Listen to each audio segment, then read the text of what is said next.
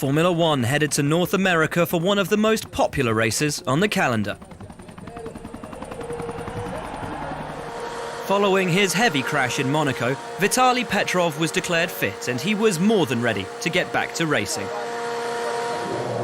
However, Sergio Perez felt unwell after first practice and the decision was made to replace him with McLaren test driver Pedro de la Rosa. The experienced Spanish driver had raced for Sauber in 2010 and had been a Pirelli test driver.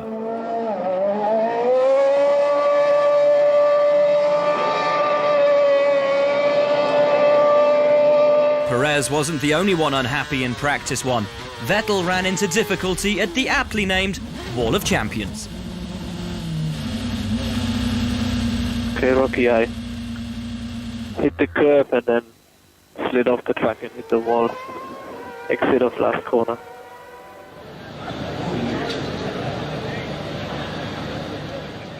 Then there's no way to... I hope chassis is okay. Yeah, it should be. I checked. Okay.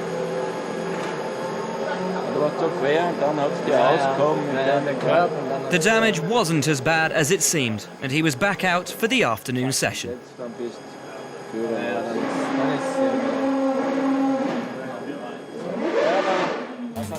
It was yet another pole position for Vettel, and for the first time since Singapore 2010, Alonso started on the front row. The McLarens mingled with the Mercedes. Only 0.05 of a second separated Nico, Jensen and Michael. Both Renaults made it into the top 10. Di Resta just missed out. Maldonado was pleased with 12th. Sutil couldn't match his teammate, while a brake disc issue compromised Barrichello's pace. De La Rosa did well considering his last-minute call-up, while Alguersuari made changes to his car and started from the pit lane. D'Ambrosio failed to make the 107% rule, but was permitted to start. Race day was greeted by cool and wet conditions. The race was started behind the safety car, and everyone was required to fit the orange full wet tyre.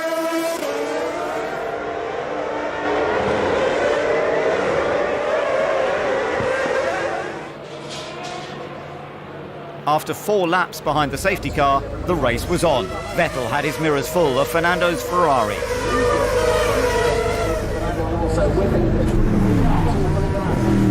Alonso made his intentions clear. There was a fine line between finding an opportunity and gambling it all away in the tricky conditions.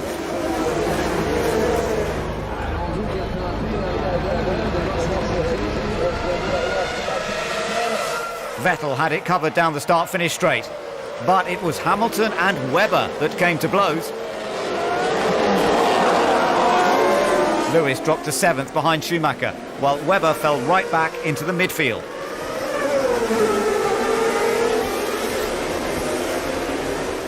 Contact was made and the damage was done.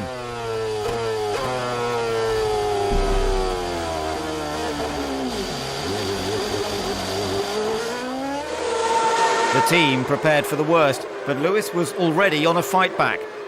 His first target was his teammate's 6th place.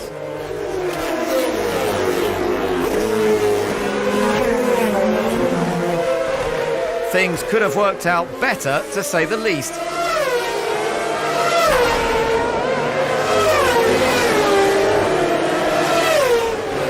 Just to put me in the wall. Okay, understood, Lewis, understood. Lewis, can we please park the car? We need to stop the car. Suspension is broken. We need to look after the gearbox. Please stop the car. The track was beginning to dry. Jensen stuck to the racing line but didn't appear to have seen Lewis when he went left.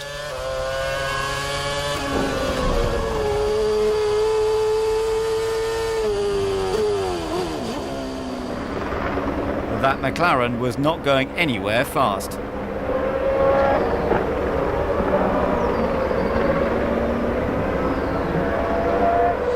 Conditions improved rapidly, so Jensen took to the pits for intermediate tyres. Former McLaren team principal Ron Dennis couldn't resist keeping a watchful eye over proceedings. Lewis was given directions how to get back, while on track Vettel led the 2 Ferraris, the 2 Mercedes, Kobayashi, the 2 Renaults and Webber. The clash with Lewis was later deemed a racing incident. However, Jensen had been too fast behind the safety car and was handed a drive-through penalty. That left him 15th behind Buemi. Lap 17 and Alonso stopped for the intermediate tyres.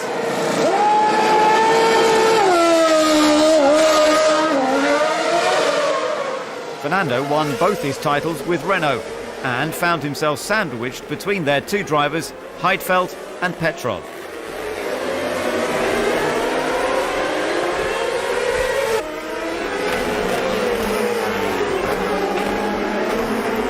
Massive race, massive. I'm complaining, massive.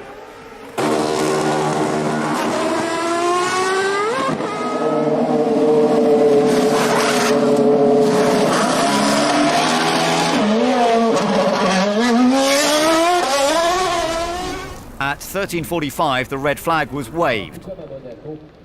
The race was suspended and the drivers lined up on the grid in the order that they arrived. Preparations were made for a restart, whenever that would be.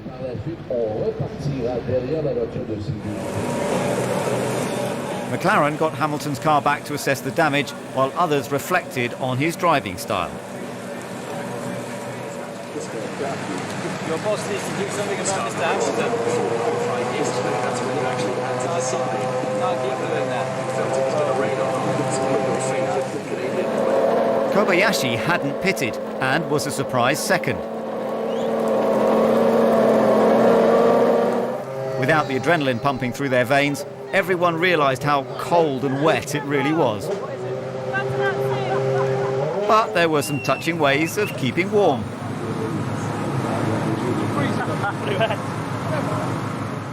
Some drivers sought refuge in the garage, while others brought their own unique style to the grid. Over 2 hours later, the race resumed behind the safety car on full wet tyres. Those cars that did not stop before the red flag hoped to cling on to their significant gains.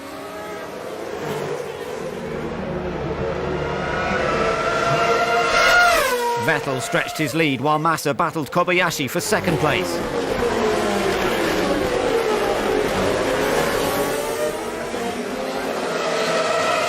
Michael didn't hang about. He made the switch to intermediates.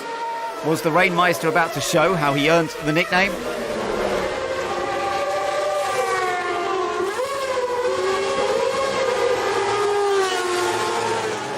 Massa and Kobayashi took to the pits for new inters. The time was just right to make the switch, so Alonso opted to wait behind.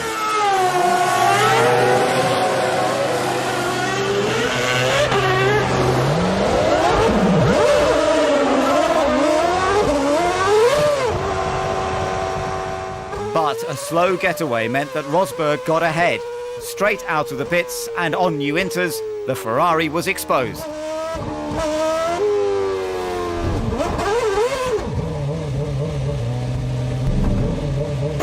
It was deemed another racing incident. Jensen lived to fight on, but Fernando was out of the race. It was his 5th time in the pits, but with a new front wing, new intermediate tyres and precautionary check, he was on his way again, albeit in last place.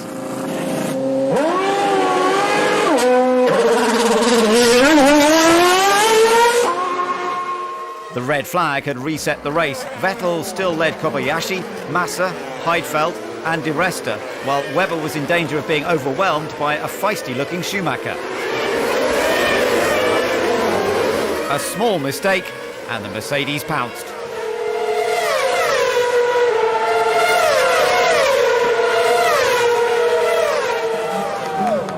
Fernando couldn't hide his disappointment at his first retirement since Belgium 2010. Kobayashi clung on to second place while Schumacher was in the zone and relieved Heidfeld of 4th. The skies brightened and the track continued to dry out.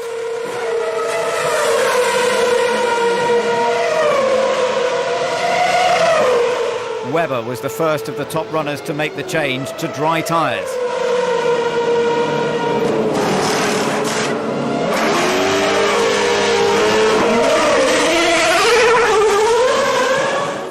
Massa still hadn't found a way past Kobayashi. An opportunity presented itself, but he couldn't make it stick. And Schumacher took advantage of both of them to jump up to second.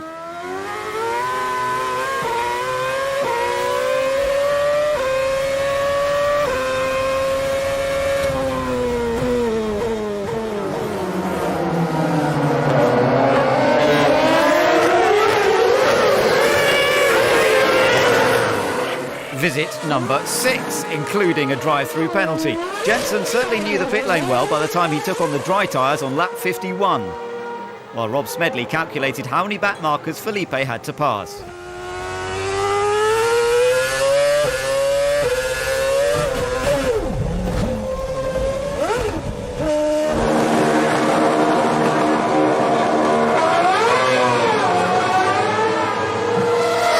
Conditions kept improving, but it had a detrimental effect on several drivers. Heidfeld and Kobayashi were under attack from faster cars. Button took 5th from Heidfeld, swiftly followed by 4th from the Sauber.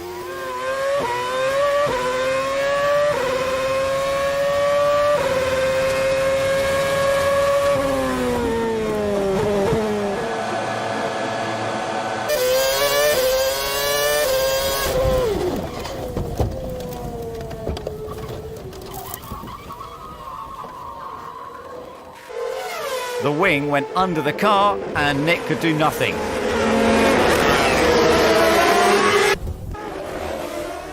Oh, this is crazy, crazy. There's marshals running on the track. Just take it easy. I mean, there's people actually on the track. This is incredible. Running and falling on the track around turn 3, trying to pick up the debris. You need to be very careful when you go through there. Okay.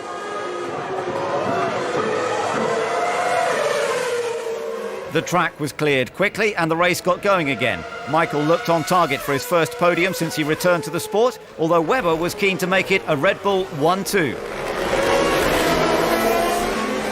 Kobayashi lapped a back marker but got caught out on the damp track. And there was more midfield mayhem. Massa was still in the race, but he had a lot of ground to make up after his spin.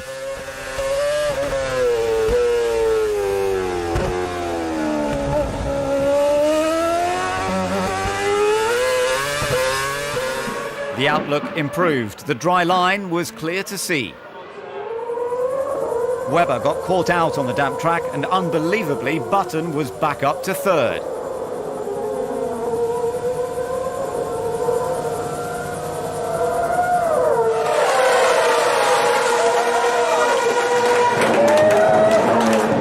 Kobayashi had dropped back to 6th, while Rosberg was right with him. But contact left Nico with an undesirable aero setup. He didn't pit for repairs, but his pace certainly slowed.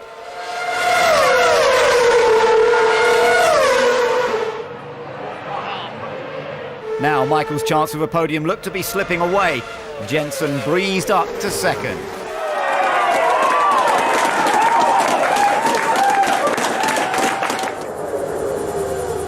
Webber kept it on the dry line this time and soon passed the Mercedes for 3rd.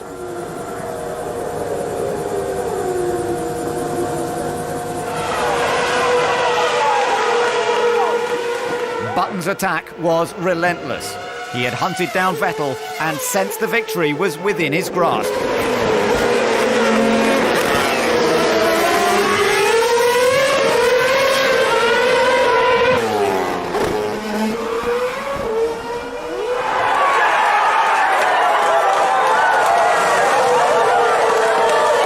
The McLaren mechanics couldn't contain themselves, while Red Bull tried to conceal their disappointment.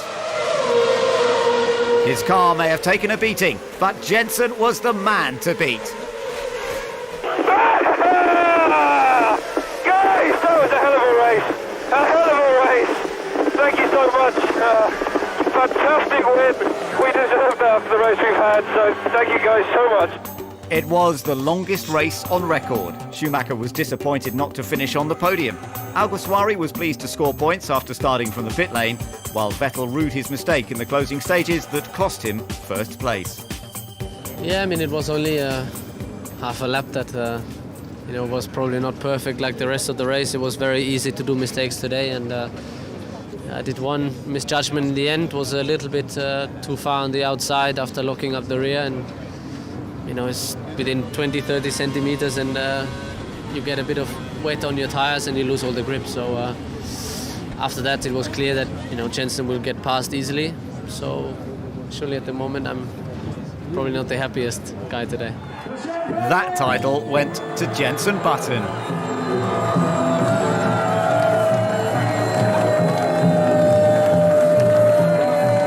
Amazing victory, and my best victory of my career. You know, they're all very special, but this one extra special. You know, even if I didn't win the race today, I would have been very happy fighting my way through. I enjoyed it so much fighting out there, and that's what I love doing. That's what we all love doing. You know, we're passionate about racing and fighting for position. And I suppose the cherry on the cake, not the icing, was the win, and a very special win for me.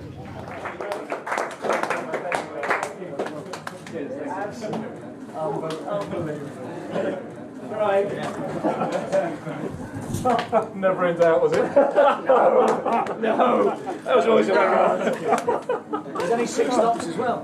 Only 6 stops. One delivery, and 1 week nearly killed the guy on the jack. But Button leapt up into second place, while Hamilton and Alonso rued their first retirements of the year. Petrov was ahead of Heidfeld, while Schumacher was now in the top 10. Red Bull yet again increased their lead. Renault had to keep an eye on Mercedes, while Toro Rosso got back in front of Force India. Was this finally a turning point for McLaren's fortunes?